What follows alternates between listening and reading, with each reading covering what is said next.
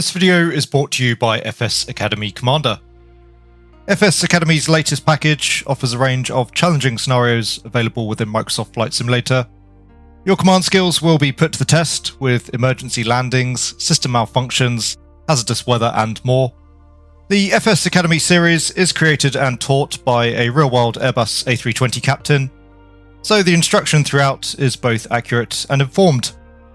FS Academy Commander will soon be available from the InSim marketplace, as well as from many of your favourite vendors. Hello again everyone, and welcome back to the channel. In today's video we're going to be heading out in the Cessna 172. As the title of the video would suggest, I have what I think is a really nice combination lined up for you here today. Whilst the visual model of the aircraft that you're looking at is essentially the default Cessna 172, more specifically the classic version of the 172, available with both the Deluxe and the Premium Deluxe versions of the sim, I've taken the opportunity to overhaul the aircraft with a couple of absolutely excellent mods, which we're going to be taking a look at in the video here today. So in terms of the aircraft systems, we're going to be taking a look at the WB Sim C172SP Classic Enhancement, and as far as the aircraft sounds go, we have the Boris Audio Works Cessna 172 Soundpack installed. Both add-ons, I think, are pretty great in their own right, but certainly when combined together they make for a really excellent Cessna 172 experience within the sim. In terms of our flight today, we're currently on the ground at Fall City Airport, located just on the shores of Lake Snoqualmie.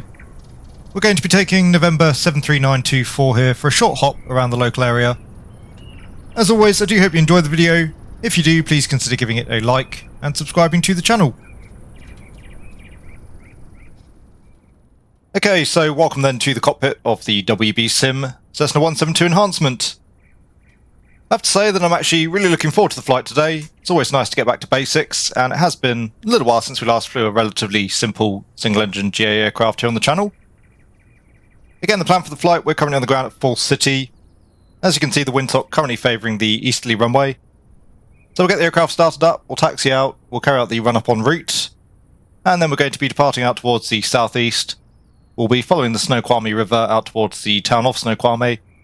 We may head further south out towards the hills and out towards North Bend. Generally though, we're just going to be putting the aircraft through its paces, seeing how the enhancement mod works, and of course enjoying all of the wonderful sounds as well associated with the Boris Audio Works sound enhancement. So with that in mind, running through the before start checks. The pre-flight has been completed, seatbelts and shoulder harnesses are secure. Fuel shuttle valve is selected in, fuel tank selector set to both. Avionics master switches are both off, electrical equipment is checked off. Circuit breakers are checked in, and with the enhancement mod it is worth noting the circuit breakers do now work. Brakes are tested, the park brake is set. The start checks, the mixture is set through to fully rich, carb heat not installed on the aircraft. Master switch, and as we go here, just listen to all of the sounds associated with the Boris Audio Works Soundpack, really excellent level of detail. So master switch selected on, beacon light is selected on, we'll take the nav lights on here as well. To prime the engine, we'll just come through to full throttle, we'll give it a quick blast on the electric fuel pump, it's a pretty hot day outside. There's our peak and fuel flow. So cracking the throttle about 1/8 of an inch, checking the prop area. Everything does look to be clear. One of the downsides with the mods, as with most of these default aircraft modifications, the doors and indeed the windows don't work. So just a visual check, the prop is clear. And again, just listen to the sounds here as we turn the engine. Really excellent sound pack, and nice modelling there as well. You can see the engine almost didn't catch, but we do have a good start, so just feeding in that throttle. Feeding in the power up to 1000 RPM. Oil pressure has come up, that's now in the green. Just slowly feeding in that throttle. And you can see the engine just running slightly rough here at the moment as it warms up. There's 1000 RPM. As things continue to warm, we should see things steady out. We'll leave the throttle as is for now. So the oil pressure is checked, avionics master switches can go on. Radios, we'll take the GNS 530 on for the COM 1 radios. Just bring the volume all the way up there as well. We'll leave the GNS 430 off. For the autopilot there, the Barrow 1007, that is correct. 1007 there as well on the altimeter, that's giving us 120 feet, which is correct for the aerodrome elevation. Transponder can go through to standby. ADF radio not required for the flight today. So radios are set, transponder is set, wing flaps are selected up. Mixture, we're down at sea level, so we'll leave the mixture rich for now. And you can see there, the oil temperature is still fairly low currently, but just starting to come up there above the stops. We'll initialize the 530. The unit just currently going through its satellite acquisition phase. And currently we've got a low voltage warning there as well, but we've of course got the alternator now on, so we should start to charge the battery here with the engine now running. We'll leave the voltmeter up for now. Just a quick look at the OAT there, 31 degrees, so it's a pretty hot day. Not too much concern there in terms of takeoff performance, so again, low altitude. We've got plenty of runway here at full city. So the GNS 530 is initialized. You can see there the Snoqualmie River running out towards the northwest southeast. We are now ready for the taxi, so the park brake can come off. We'll just take the taxi light on there as well. So it brakes off. And we use nice low power settings for now for the taxi. And we'll make our way, as I say, out towards the easterly runway. There's a nice little area just down at the departure end of the runway, so we'll head there, go carry out the run-up ahead of the takeoff.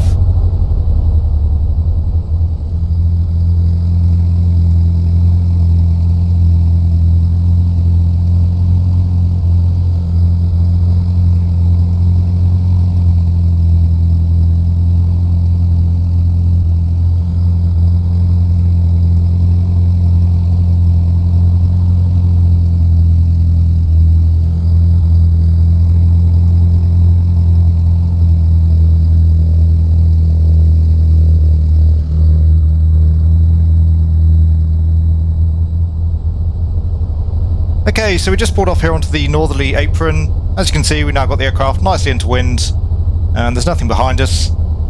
Again, very nice systems modelling on the aircraft overall. The battery voltage warning has now extinguished, and the battery showing 26.7 volts. The oil temperature nicely up in the green, the rate there as well, very realistic. And the rough running on the way out, I think that was actually spark plug fouling. Just ran the engine at some higher RPMs there to burn that off. Everything seems to be running a little bit more smoothly now.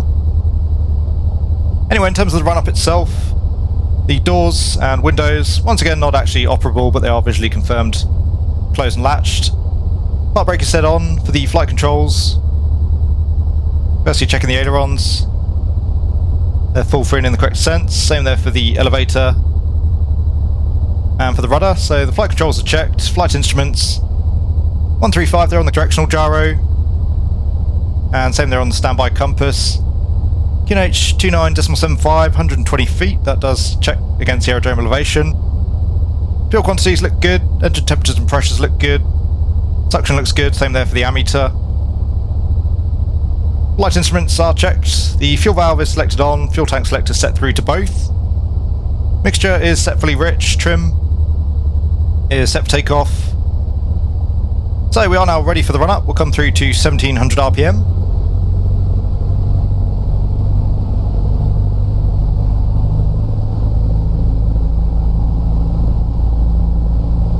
And there's 1700. Once again, temperatures and pressures are checked. Come through to the left mag. And showing about 100 RPM drop there on the left. That's within limits. Max drop we're looking for there is 125 RPM. Back to 1700. And again, spark plug fouling will affect the run-up. You can actually fall outside of your tolerances, but again, we have 100 RPM drop and less than 50 RPM in terms of differential. Back to both. Temperatures and pressures looking good. Once again, carb heat not fitted on the aircraft. Suction and ammeter look good. We'll come back through to idle. And I'm happy now that the engine is sufficiently warmed up that we should be able to come back through to idle without killing things entirely. Grade 2 traffic, 7 Papa Alpha, left crosswind for runway 35, Grace Creek. There's idle throttle, we're idling just above 600 RPM, about 625. Going back up to 1000. For the rest of the checklist, the radios are set, transponder is set through to out, ADF not required, same for the GNS 430.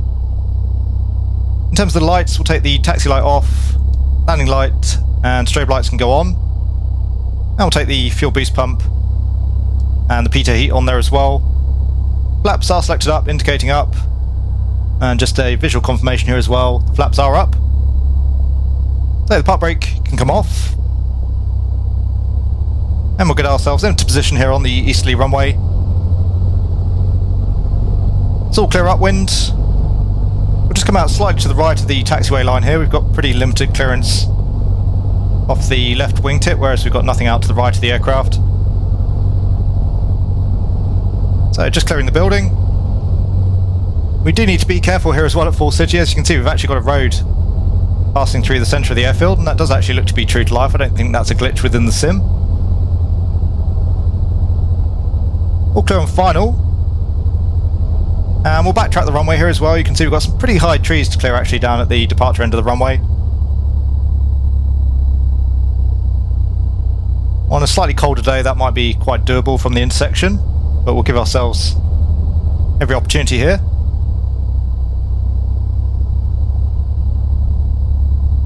As you can see, we've got a little turning node down at the end.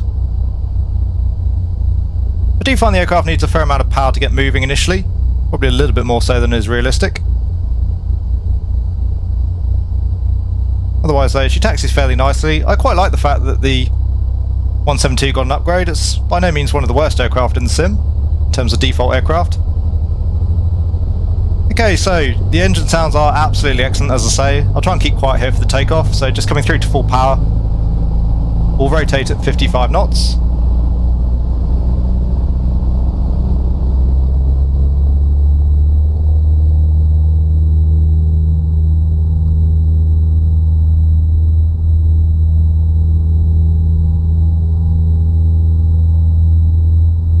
Okay, it's 55, back on the yoke.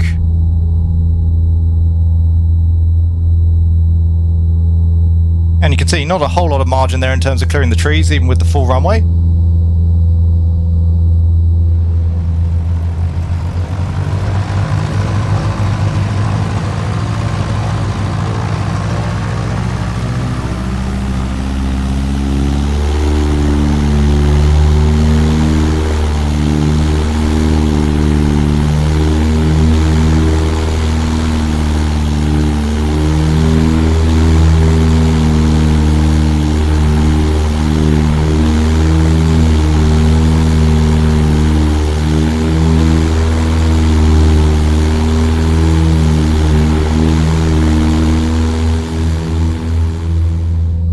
Climbing away nicely though, we'll maintain 60 knots for now.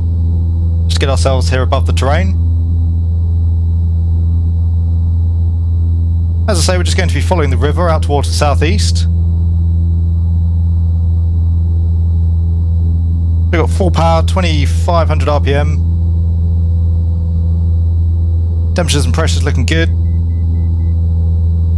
And just coming up here above the first ridge line. Absolutely stunning scenery overall. As soon as we clear this terrain, we'll pitch for around 70 knots in the climb. As I say, they're really excellent engine sounds, and indeed sounds entirely throughout the aircraft. The Boris Audio Works Soundpack is one of the best I've heard in really any sim for any aircraft. It sounds absolutely spot on. Grid 2 traffic, Cessna 7 Papa Alpha, left crosswind, runway 25, grid 3. So here's the Snoqualmie River, just off the right of the nose, out at our 1 o'clock. Just coming up through 1,000 feet, lowering the nose now for a 70 knot climb. Just needing a little bit of right rudder here as well to keep the aircraft centered up with full power. So trimming for 70 knots, we're going to get a little bit of altitude in hand here. As I say, we'll just work our way down the river. We've got Snoqualmie, the town of Snoqualmie passing off on the right of the aircraft. We'll continue down towards this first range off on the left. That'll take us out towards North Bend. Once we've got some altitude in hand, we'll carry out a stall. just a couple of little manoeuvres. Again, just hear the range of sounds available from the Boris Audio Works Soundpack. And once we've done that, it'll just be a quick flight. We'll return back to Full City again. We might go for a touch and go, and then we'll come back around for a full stop landing, again in towards the east. The bleeping you can hear there is just the altitude alert from the autopilot. Again, not really relying on that here today. That will just wind that all the way up, just to save any more altitude alerts during our manoeuvres.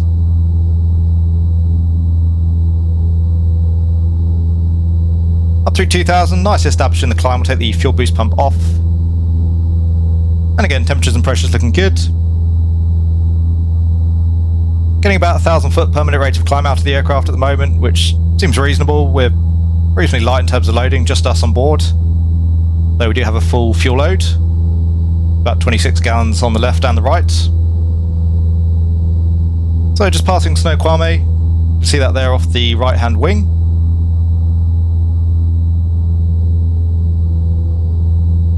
And apparently quite a famous feature in this part of the world is the Snoqualmie Twin Falls. I don't believe those are modelled in the sim or included as part of the scenery, but we'll keep an eye out. And we're just coming up on North Bend, that's just down below the nose of the aircraft, so we'll just swing out towards the south, just so we can sight that up. So North Bend passing just down below us. And just come up through 3,000 feet. We'll keep away from the built-up areas here for the stall. We'll level off at 3,000, swing ourselves back out towards the north. And we'll keep full power for now, just let that speed build up. We'll trade that speed for a little bit more altitude before we carry out the stall. I don't believe that flight modelling is a significant part of the WB Sim Enhancement. It's more of a system/engine modelling endeavour, very much like the Black Square products. But again, I quite enjoy how the default Cessna 172 flies overall. No major or egregious flight modelling issues there. So we'll do a power off stall. Off the power. No carpet to worry about. And again, initially we'll just keep the nose up. Start to bleed off some of that speed, so we're up at 3,200 feet.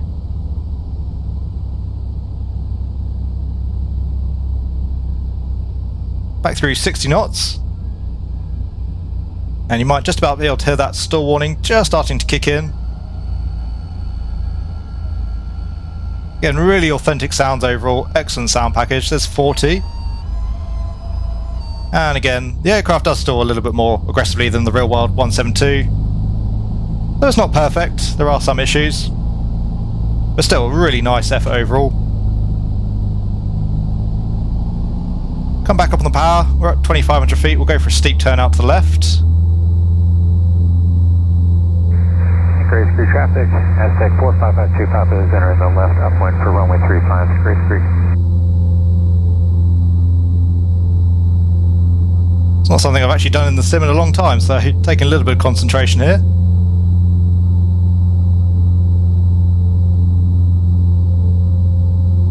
And we'll just roll out again on heading.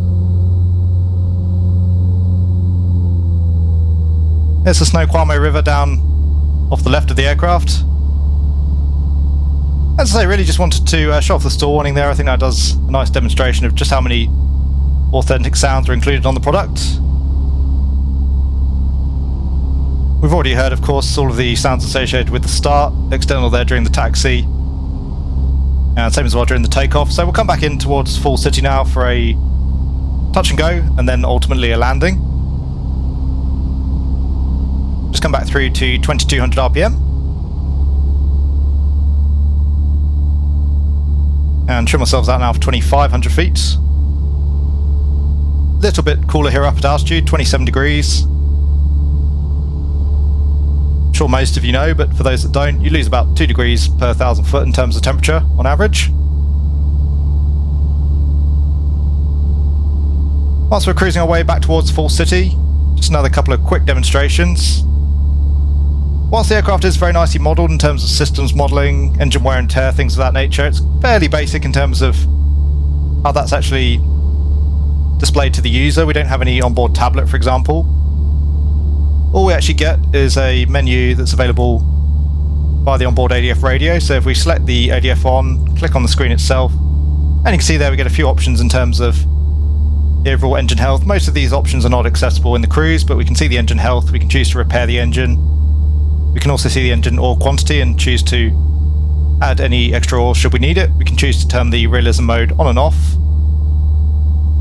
We've also got the option to add and remove the external equipment that we saw there during the introduction, so wheel chocks, pitot cover, tie downs, and the cowl plugs. And then lastly, we can choose whether or not we have state saving turned on. It'll give us a readout there of the trim tab as well. I believe that might actually be the aileron trim tab, or the rudder trim tab. And lastly, strange option, we can actually choose to change the LCD colours on the radios. Not really sure why you'd want to do that, but nevertheless, the option is available should you so wish.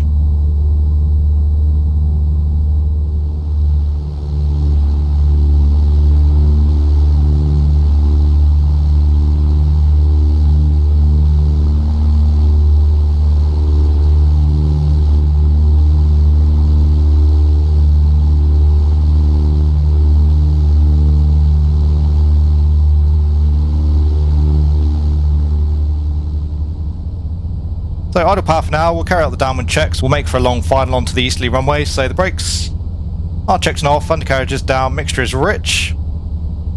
Fuel pump is selected on, fuel quantities are checked. Flight instruments, 320 there on the DG, 320 on the compass, altimeter is set. Landing light is selected on, and harness is secure. Down through 2,000 feet. You can actually see there as well, full city on the GNS 530. We're fairly high here, so we'll take a stage of flap. There's 10 degrees, a little bit of drag, certainly not going to hurt us. And we'll pitch for 70 knots here in the descent. And fairly happy now with where we are, so we'll swing back round inbound towards the airfield.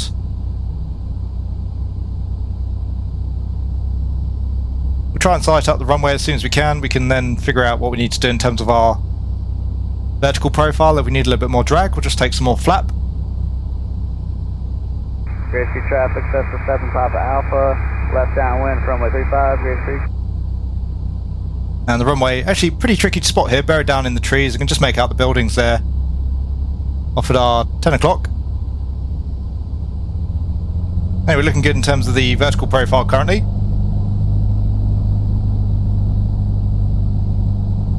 So a little bit of power. The road just down below us as well, we could actually follow that in towards the airfield.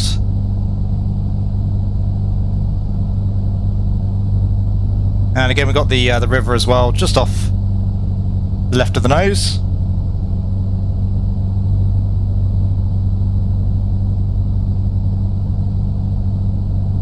So it's coming around onto final.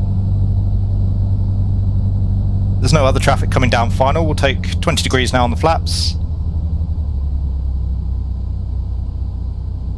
And you might just about be able to make out the runway. In terms of the terrain, looks fairly even here in terms of high terrain. We've got high terrain both off to the left and the right of the field, so we'll make, looking there visually, slightly more clearance on the right. We'll make a right-hand traffic pattern, which is a bit more unusual. Go full flap. And the pitch is full fine, the undercarriage is down, flaps are set. Landing clearance not required, the runway's clear.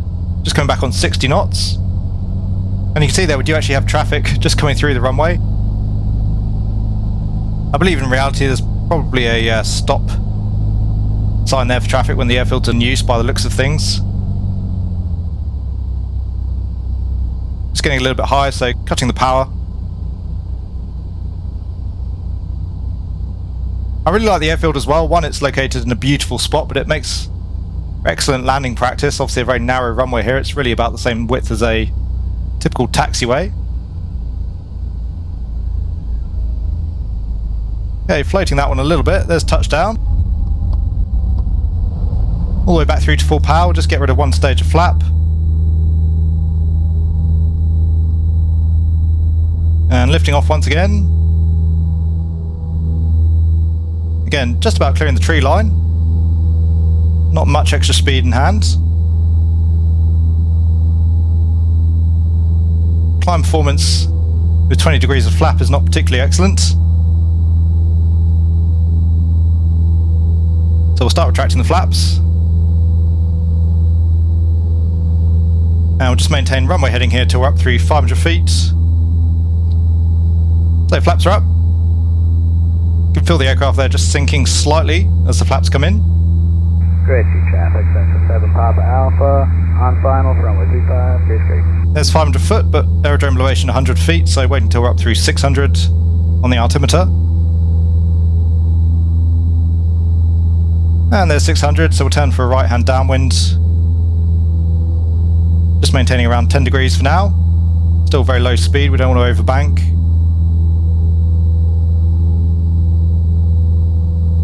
And we'll level the aircraft off at 1,100. That'll be circuit height. There's our southerly heading. Again, a little bit tricky to spot the runway.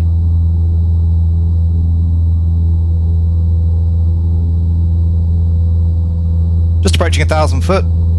Just ease off on the rudder again, we're slightly out of balance. We're turning on to downwind, probably a slightly wide downwind there in actuality. There's 1,100 feet. That's actually going to keep us very close in here to the train, so we'll just continue the climb. Just coming on to downwind.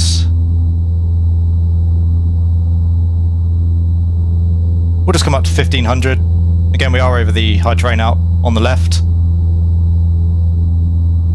But if we'd gone out to the left-hand pattern there, it would have been exactly the same situation.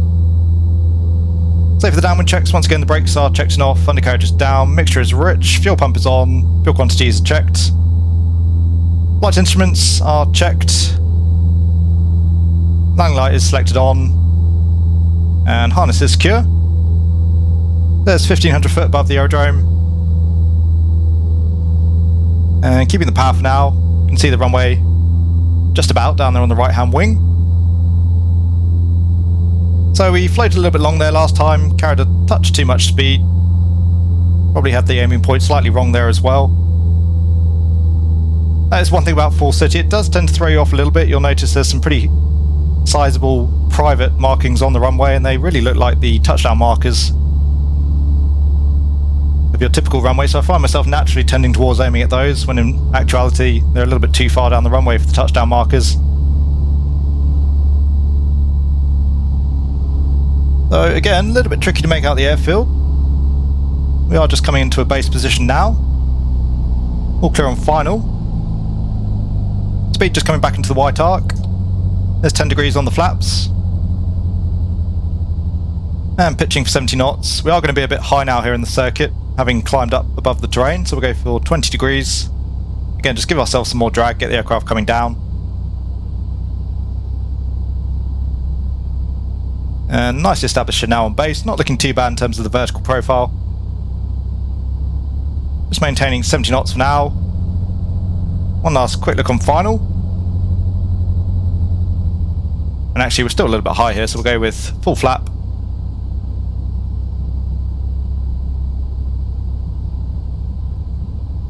And once again, pitch is full fine, undercarriage is down, flaps are set.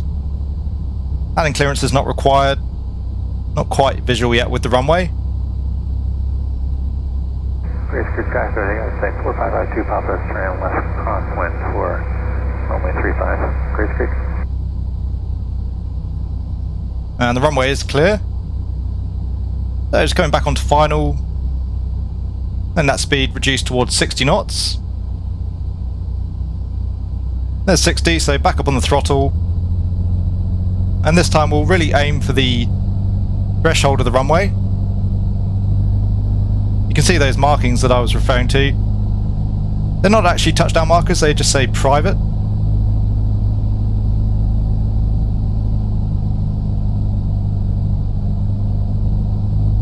And once more, Fall City really encourages accurate flying. In terms of deviation from the centerline, you can't really deviate from the centerline. Just going to reduce that speed a little bit further.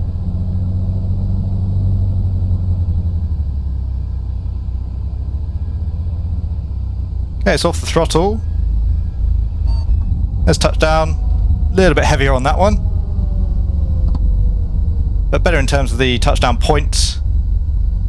And coming fairly aggressively there onto the brakes, that's going to allow us to vacate straight off in towards the parking area.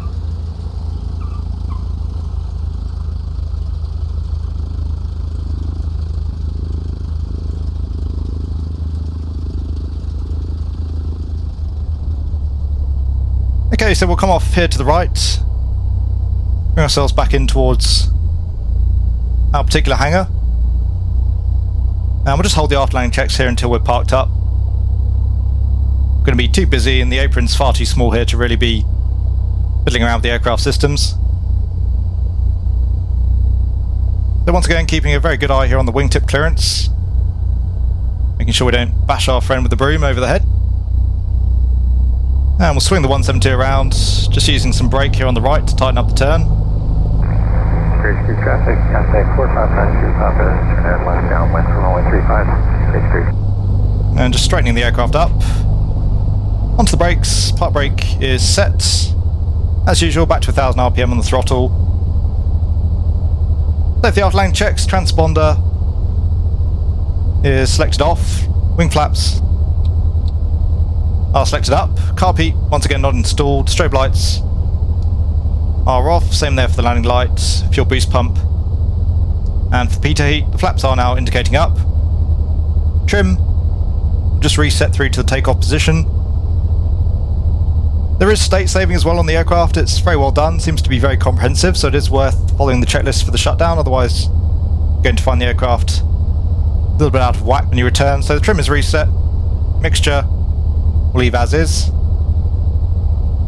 The securing checks, the park brake is set on, transponder is off, avionics switches are selected off. Just carry out another quick grounding check on the mags.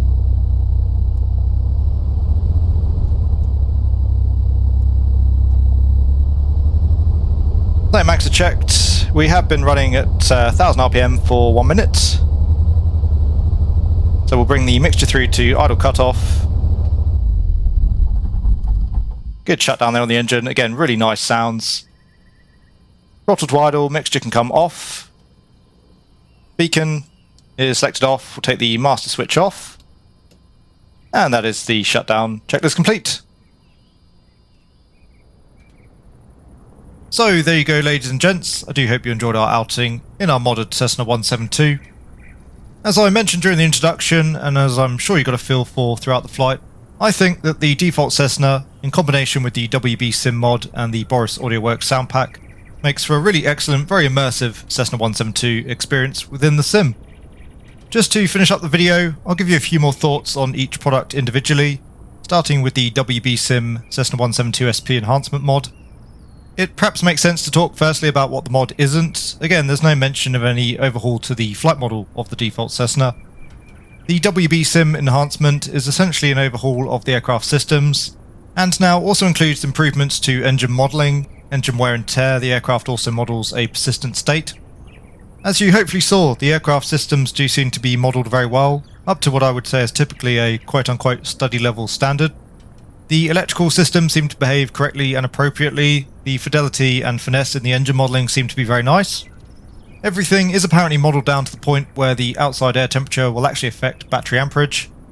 Circuit breakers, as we saw, are modelled and may well trip as well due to faulty equipment. Engine wear I think we went through pretty thoroughly, but there is spark plug fouling modelled, general wear and tear is modelled. Accurate priming of the engine is important. It can be quite tricky to get the engine started if you overprime or underprime. Oil usage and depletion is also modelled, and there are consequences if the aircraft's not maintained. You may see a gradual power loss or foul plugs, as well as a fully blown engine failure, or even apparently the struts being ripped from the fuselage if you carry out a hard landing. The persistent state as well of the mod is done very nicely. Apparently there's 90 plus points being saved at any one time. And certainly I found that as I left the 172 and came back again later on, everything did seem to be pretty much in the same state in which I departed. So I think it's important to reiterate again, if you're a flight model person, then the WB Sim Enhancement probably isn't for you. But if you are more of a systems simmer, or perhaps someone that's looking to get better acquainted with the 172 and its systems, then I think this add-on is a really nice enhancement to the product. It certainly makes the default Cessna 172 feel that much more accurate, that much more realistic. Again, the WB Sim Cessna 172SP Enhancement will only work with the classic version of the default Cessna 172, but it is also worth noting that the add-on will work with all available options for the classic aircraft, so both the normal tyres, the skis, the floats. And as you can see, included as well with the WB Sim mod, you get a custom no wheel fairing option for the 172. Whilst in somewhat of a different vein, the Boris Audio Works Soundpack enhances the aircraft every bit as much. I think once again this add-on really confirms for me just how important a soundset is to an aircraft. Accurate and high fidelity sounds such as these really ramp up the immersion. They certainly create the illusion as well that the aircraft is that much more realistic. To my mind, they somewhat trick you into believing that the aircraft is study level even when it's not. And I certainly felt that was the case with this particular sound pack, particularly coupled with the WB Sim Enhancement. I really don't have much to add in terms of the sounds. I think they speak for themselves throughout the flight. One or two very minor gripes. There was just a little bit of strange audio ahead of the stall warning horn. And I'm not quite sure whether it's the correct technical term, but there seemed to be a little bit too much reverb in the engine note, particularly during the cruise. Otherwise though, very hard to fault the sound pack, and certainly the sounds brought back many memories along the way. They really do bring the Cessna 172 to life. In conclusion then, I thought this particular combination of add-ons made for an absolutely superb experience within the sim. There are just one or two caveats to that though, the first one of course being the price. The requirement to own either the deluxe or the premium deluxe version of the sim means already you've got some upfront cost there. Then purchasing the WB Sim Enhancement along with the Boris Audio Works Soundpack. In total I think I spent around £25 on the add-ons. You certainly could argue that that's fairly pricey for a systems and sound overhaul of what is otherwise a default aircraft. And again, in many ways it's hard not to compare to the likes of the Black Square add-ons, where essentially, again, you are modifying a default product. With that being said though, I think that most of us would agree that the modelling and texturing on the default aircraft is certainly more than adequate. So personally, I think it actually makes sense for devs to take this sort of avenue and make the most of the assets that we already have available within the sim. Really, the only area in which this particular aircraft now falls short is arguably the flight modelling. Though, as I've already stated, I think the flight modelling of the default Cessna 152 is good enough. I suspect it probably doesn't hit all of the numbers, but it certainly gives you a reasonable sense of flying the real-world 172. In short, whilst you're not going to be getting an A2A experience with this particular combination of add-ons, you are, I would say, going to be getting an experience that's right up there with most other products available within the sim. And once more, if you are a big fan of the Cessna 172, or perhaps you fly the aircraft in the real world, perhaps you're learning to fly the 172 and want to get familiar with the aircraft systems, certainly at the moment this is the best single-engine Cessna option that I've come across in Microsoft Flight Simulator. Anyway guys, once again I do hope you enjoyed the flight. If you did, then please consider giving the video a like. If you want to see more content from the channel, then please consider subscribing as well. And if you would like to help support the channel further, support the many hours of work that I do put into each of these videos, you can do so by becoming a channel member or patron. A sincere thank you once again to my current channel members and patrons for all of your support. It really does help of course, and it is very much appreciated. To all of you, I hope you are having a great day wherever you are. Take really good care, and I will see you all again soon.